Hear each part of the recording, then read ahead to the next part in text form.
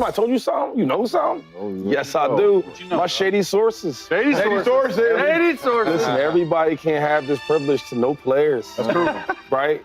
Not a lot of bad ones, but a lot of good ones. True. A lot of coaches.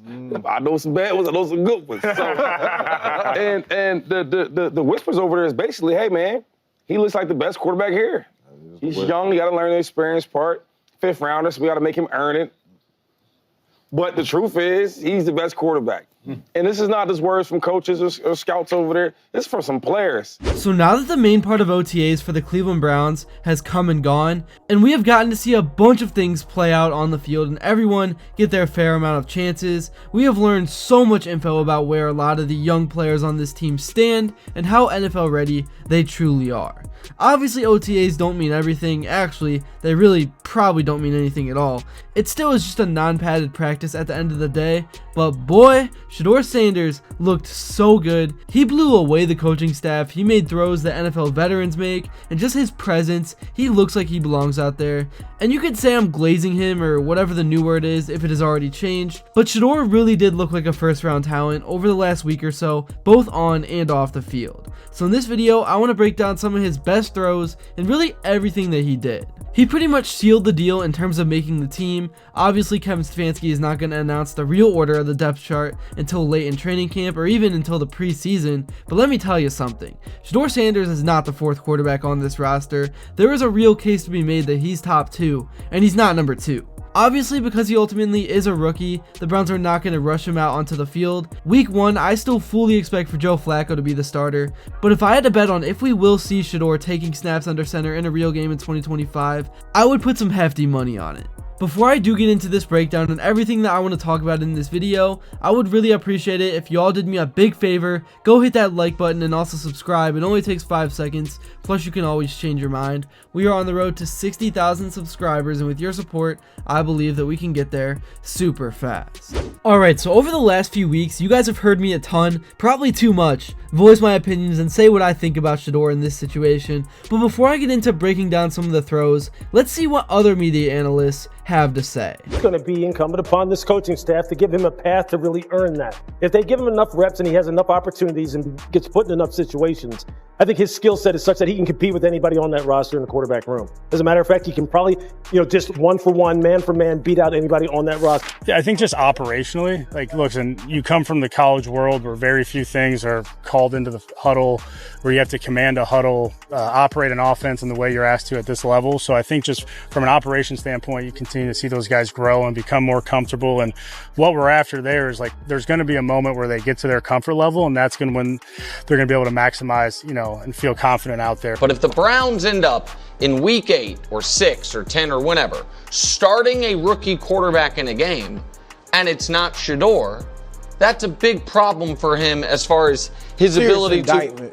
Yeah, it's a real indictment. Tell me what you're seeing and hearing coming out of Cleveland. Well, what Tommy Rees said is exactly what I heard when I was there for rookie minicamp, which is in the building, they see any 4 of these guys as potential starters. The real question, though, for me, is Kevin Stefanski has said, I have a plan.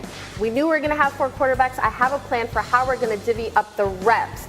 But Kevin Stefanski has not given any specifics as to how that actually plays out when there are so limited reps to go around. It's not just for Shedeur. Also, Dillon Gabriel, the quarterback who people forget was drafted in the 3rd round ahead of Shedeur. So you got 2 young kids who need practice time.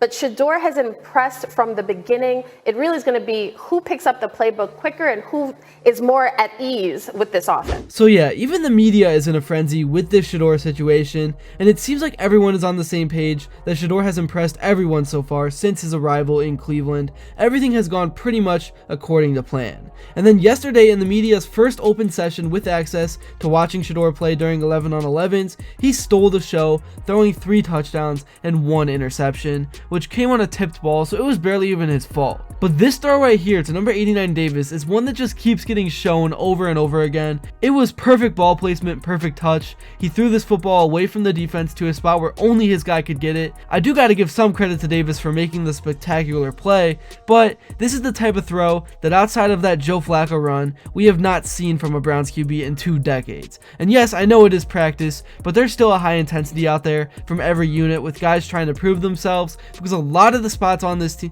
because a lot of spots on this team still are up in the air. Nobody is taking it easy at all. Even outside of that throw, we saw him taking what was given, hitting some guys out in the flats. He rolled out right of the pocket a few times and made some throws. I know it's different without huge defensive lines chasing you down, but the footwork and the fundamentals are there.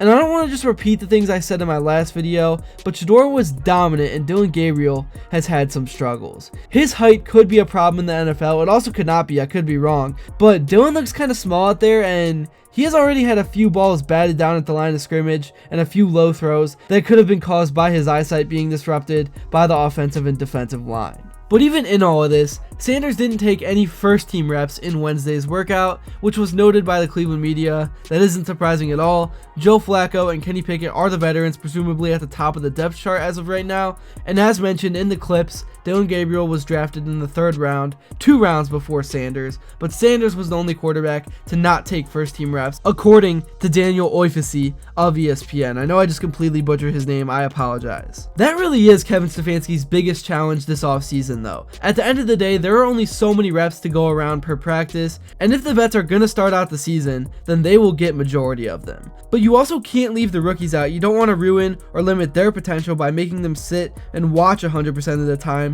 The quarterback room was such a big change for Kevin, going from just Kenny Pickett to having 4 guys on the roster in a matter of just a week. We do once again have some stats that were posted by ESPN Cleveland from day 2 of OTAs. These numbers include 7-on-7 drills and 11-on-11. Obviously, there could be and probably is some bias. These numbers are not like kept track of by the Browns, but it's still fun to look at some sort of stat this early into the offseason. I honestly am a little concerned for the defense a bit because every single day the numbers have been great for the offense and for the quarterbacks, but then again I have to remember there's no Garrett out there, no Newsome, hardly any pass rushing. It's just not the same. But in no case should you allow Kenny Pickett to throw 2 touchdowns and have no interceptions in any drill. I am going to continue my anti-Kenny Pickett agenda. The dude sucks, and I hope you all appreciate it. But Shedeur was 9-of-14 with 3 touchdowns and that deflected interception. Once again, he led the QB room in efficiency, and he had the most touchdowns, something that seems to be a pretty common trend. Man, it's going to be a long 3 or 4 weeks off and a long wait for training camp because I cannot wait for the pads to get on.